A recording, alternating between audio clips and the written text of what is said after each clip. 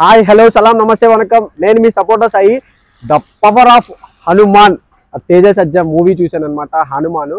So really చాలా అంటే చాలా చాలా చాలా చాలా బాగుంది సినిమా. విఎఫ్ఎక్స్ అయితే వేరే లెవెల్లో ఉన్నాయి.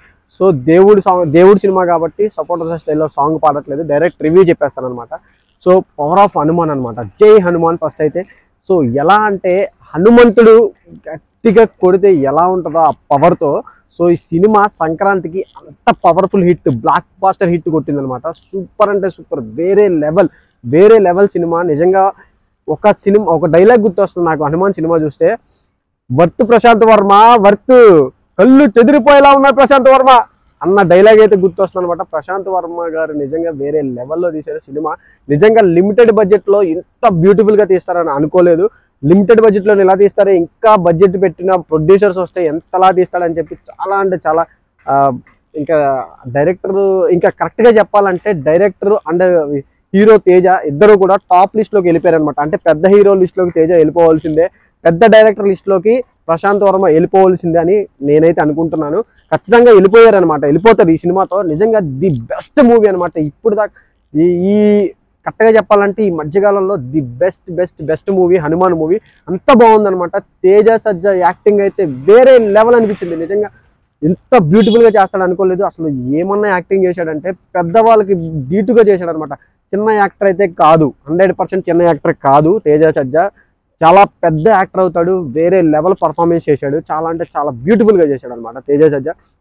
నిజంగా ఆ స్టోరీ కానీ, బిఎఫ్ఎక్స్ కానీ, దాని ఎలివేషన్స్ కానీ నిజంగా చాలా బ్యూటిఫుల్గా అనిపించింది. అసలు ఎందుకంటే ఇంత హ్యాపీగా చెప్తున్నామంటే ఈ సంక్రాంతికి బ్లాక్ బాస్టర్ మూవీ అనమాట హనుమాన్ మూవీ. అంత బ్యూటిఫుల్గా తీశాడు ప్రశాంత్ వర్మ.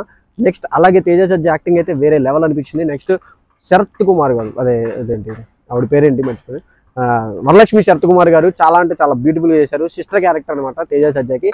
చాలా అంటే చాలా బాగా చేశారు. నెక్స్ట్ గెటప్ సీన్ విషయానికి వస్తే, గెటప్ సీన్కి the best, already getup scene అంటే గెటప్లో ఎరగదీసేస్తాడు. ద బెస్ట్ క్యారెక్టర్ ఇచ్చాడు ఈ హనుమాన్ సినిమాలో ప్రశాంత్ వర్మ గారు.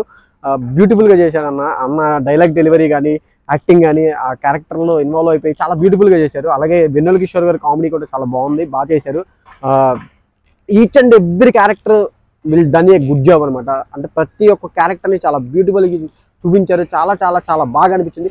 సూపర్ కంటెంట్ ఉన్న మూవీ హనుమాన్ మూవీ. అంత బ్యూటిఫుల్గా ప్రజెంట్ చేశాడు అనమాట ప్రశాంత్ వర్మ గారు. అసలు నిజంగా టాప్ లిస్ట్లోకి వెళ్ళిపోతాడు, ఖచ్చితంగా వెళ్ళిపోవాల్సిందే. ఎందుకంటే లిమిటెడ్ బడ్జెట్లోనే అలా తీస్తే ఇంకా బడ్జెట్ని ఇంకా ఎక్కువ ఇచ్చి నువ్వు తీరా బాబు అంటే ఇంకెంత బాధ ఇస్తారో. ప్రొడ్యూసర్స్ అందరూ కూడా ప్రశాంత్ వర్మ గారి గురించి లైన్లో ఉండాల్సిన పరిస్థితి వచ్చేసింది.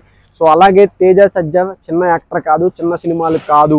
ఎందుకంటే ఫస్ట్ అయితే అందరూ అనుకున్నారనమాట చిన్న సినిమా అది ఇదని, చిన్న యాక్టర్ అని చెప్పి. చిన్న యాక్టర్ కాదు, కొత్త హీరో అసలు కాదు. ఎందుకంటే చిన్నప్పటి నుంచి యాక్టింగ్ వేరే లెవెల్లో చేసే తేజ సజ్జా ఇప్పుడు చాలా బెస్ట్ పర్ఫార్మెన్స్ ఇచ్చాడనమాట ఈ హనుమాన్ మూవీలో. సో ఓవరాల్గా సినిమా అయితే నేనైతే 5.8 రేటింగ్ ఇస్తాను అనమాట. 5కి అంత బ్యూటిఫుల్గా అనిపించింది. నాకైతే చాలా అంటే చాలా బాగా అనిపించింది. ప్రతి ఒక్కరూ కూడా వెళ్ళవలసిన సినిమా. నిజంగా చెప్పాలంటే ఆ ఆదిపురుషు మనం అలా అనుకుంటాం అనమాట, హనుమాను ఆ సినిమా ఇట్లానే ఉంటుంది. లేదు, వేరే లెవెల్ అనిపించింది. ఆ విఎఫ్ఎక్స్ వాడడం కానీ చాలా బాగుందనమాట. ఏది ఎక్కడ వాడాలో అలాగే వాడారు. కంటెంట్ అయితే చాలా నీట్గా ఉంది, చాలా బ్యూటిఫుల్గా అనిపించింది. సో ప్రతి ఒక్కరూ చూడాల్సిన సినిమా ఈ సంక్రాంతికి block buster movie Hanuman movie. జై హనుమాన్.